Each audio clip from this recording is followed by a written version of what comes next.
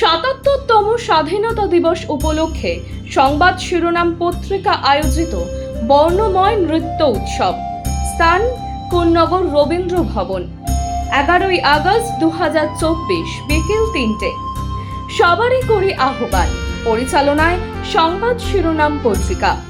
বিকল্প চাষ হিসেবে ড্রাগন ফলের চাষ করে সকলের নজির কাড়লেন পুরাতন মালদার চাষি পরিমল রাজবংশী।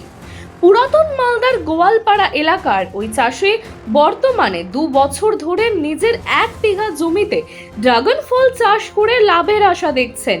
1 বিঘা জমিতে প্রায় সব মিলিয়ে 3000-এরও বেশি ড্রাগন গাছ রয়েছে। বর্তমানে কোনো গাছে ফল ও কোনো গাছে ফুল এসেছে। তাই গাছ পরিচর্যায় ব্যস্ত হয়ে পড়েছেন ড্রাগন চাষি পরিমল রাজবংশী। তিনি জানান, এক বন্ধুর কাছ থেকে অনুপ্রাণিত হয়ে গত 2 বছর ধরে ড্রাগন চাষ করছি। ড্রাগন চাষ অত্যন্ত লাভজনক চাষ। বর্তমানে বাজারে ব্যাপক চাহিদাও রয়েছে এই ড্রাগন ফলের। তাই তিনি এই ফল চাষ করে বেশি লাভের আশা দেখছেন। নমস্কার, আমার নাম পরিমল রাজবংশী।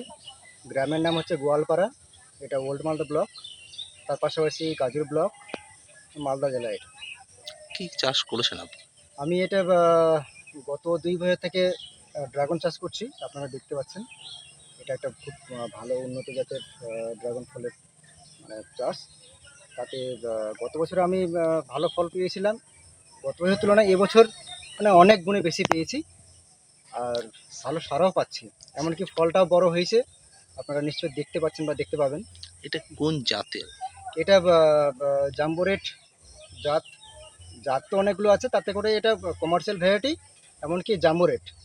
তার পাশাপাশি আমি আরও কিছু লাগিয়েছি যেটা উন্নত জাতের, সেটাও আছে। কি নাম? এবছরও লাগিয়েছি, সেটা সিয়াম রেড আছে আর ক্রস বিট, এই সমস্ত এগুলো আছে। আরও কয়েকটা আছে যেগুলো এখনও ফল পাইনি, না পেলে ঠিক বলতে পারবো না যে কমার্শিয়ালি হয় কিনা সেটা। কতগুলো জায়গার, কতটা জায়গার মধ্যে কতগুলো গাছ লাগিয়েছেন এই বাগানে? আমি টোটালি 1 বিঘাতে চাষ করছি। 1 বিঘার একটু বেশি হবে। তাতে এখানটায় প্রায় 3200 গাছ আছে আর কি, 3200 গাছ আছে। কোন সময় ফলটা ধরে? ফলটা এটা জুন থেকে শুরু হয় আর আফটার নভেম্বর অবধি চলে, সিজনটা থাকে আর কি। এই ফলটা কন্টিনিউয়াস ফুল আসতে থাকে, ফল হতে থাকে। এটা মার্কেট কোথায় তৈরি করছেন? মার্কেট আমার মালদাতে, পার্শ্ববর্তী মালদা, গাজল, এমনকি বাইরেও যায়। হ্যাঁ, বিহারে যায়, তারপরে কলকাতাতেও যায়, শিলিগুড়ি। ভালো ভাই, ফলের মার্কেট ভালো। কি চাইছেন চাষিদেরকে, কি বার্তা দিবে অন্যান্য চাষিদের? আমি চাষিদের এটাই বার্তা দেব যে অন্যান্য ফলের তুলনায় এটা কিন্তু অনেক গুণে লাভজনক চাষ। আপনারা সকলে আসতে পারেন, এখানে দেখে যেতে পারেন, এমনকি আমার সঙ্গে যোগাযোগ করতে পারেন। এসে দেখে তারপরে আমার মনে হয় যে অন্যান্য যে ফলগুলো আছে বা অন্য যে ফসলগুলো আছে, তাতে করে এটা অনেক গুণে প্রফিটেবল আর কি চাষটা। এটা বাজারে পাইকারি দর কত এবং বাজারে এমনি কত করে বিক্রি হচ্ছে? আপাতত 200 টাকা, 200 টাকা থেকে 250 টাকা অবধি পাইকারি দাম আছে। কোয়ালিটি? হ্যাঁ, যেহেতু আমার একটু কোয়ালিটি ভালো, তার জন্য দাম 250 টাকাও পাচ্ছি। এতে এখন আমের সিজন, আম চলছে বলে একটু হয়তো দামটা কম আছে। আম যখন শেষ হবে তখন দামটা আরও বেড়ে যাবে, প্রায় 300 টাকা হয়ে যাবে। পরিচর্যাটা কি করে করো? পরিচর্যা প্রথমত গোবর দিয়ে আমি করছি, এমনকি সম্পূর্ণ কিন্তু অর্গানিকভাবে আমি করছি। কেমিক্যাল, আপনারা নিশ্চয়ই জানেন যে কেমিক্যাল খেলে কী অবস্থা হতে পারে। তাতে করে আমি একদম এখানটায় কেমিক্যাল ব্যবহার করছি না বা রাসায়নিক কোনো ব্যবহার করছি না। কোন সার দিচ্ছেন? আমি এখানটায় গোবর সার, তার সঙ্গে খোল পচা জল, হ্যাঁ, তারপরে শিংকুচি, হাড় গুঁড়ো, এগুলো পাওয়া যায় আর কি। সেগুলো ইয়েতে ব্যবহার করে আমি সমস্ত কিছু করছি। এমনকি যেহেতু ফলটা আমি নিজেও খাচ্ছি, অতএব আমি নিজেই চাইবো না যে আমার এই ফলটা খেয়ে আমার কিছু ক্ষতি হোক, এমনকি মানুষেরও ক্ষতি হোক। এটা অনুপ্রেরণা কীভাবে যায়? এটা আমি প্রথমত আমার এক বন্ধু, সে আজ থেকে প্রায় 4 বছর আগে করেছে। তাকে দেখে আমি কিন্তু অনুপ্রাণিত হয়ে আমি এটা করছি।